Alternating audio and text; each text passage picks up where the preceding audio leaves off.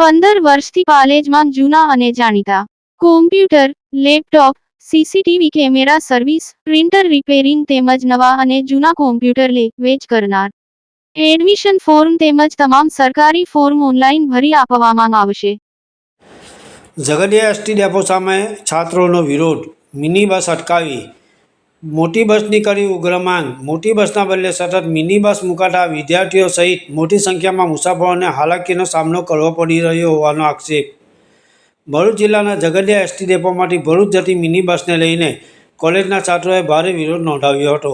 મોટી બસના બદલે સતત મિની બસ મુકાતા છાત્રો સહિત મોટી સંખ્યામાં મુસાફરોને હાલાકીનો સામનો કરવો પડી રહ્યો હોવાનો આક્ષેપ કરવામાં આવ્યો હતો. ઝઘડિયા એસટી ડેપોમાંથી ભરૂચ જતી બસમાં મોટી સંખ્યામાં કોલેજના છાત્રો દરરોજ મુસાફરી કરે છે. છાત્રોના જણાવ્યા અનુસાર માત્ર ઝઘડિયાથી જ 70થી વધુ મુસાફરો બસમાં ચઢે છે. ત્યારબાદ રાણીપુરા, ગુમાનદેવ, ગોવાલી, મુલત સહિતના ગામોના મુસાફરો પણ આ બસમાં મુસાફરી કરતા હોવાથી મિની બસમાં પૂરતી જગ્યા રહેતી નથી.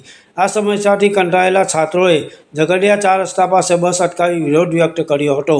છાત્રોએ જણાવ્યું હતું કે મિની બસમાં ક્ષમતા કરતાં વધુ મુસાફરોને ઘેટા બકરાની જેમ ગીચોગીચ ભરવામાં આવે છે, જે મુસાફરોની સુરક્ષા માટે ગંભીર જોખમ સમાન છે.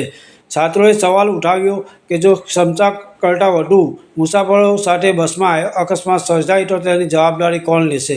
તેમણે એસટી તંત્ર પાસે મિની બસના સ્થાને નિયમિત મોટી બસ મૂકવાની માંગણી કરી હતી, જેથી છાત્રો અને અન્ય મુસાફરોને સુરક્ષિત તથા સુવિધાજનક મુસાફરી મળી શકે. હાલ છાત્રોના વિરોધ બાદ પણ મિની બસમાં ક્ષમતા કરતાં વધુ મુસાફરોને બેસાડી ભરૂચ તરફ રવાના કરવામાં આવી હતી.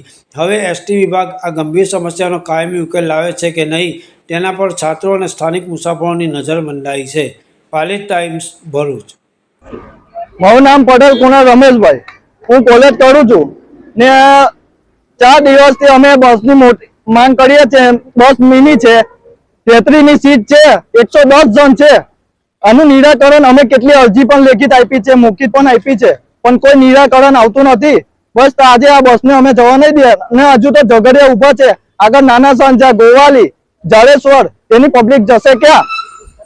અમને ખાલી એટલી જ માંગ છે કે મોટી બસ મૂકી આલો ને આનું નિરાકરણ આવે, બસ એ જ અમારી માંગ.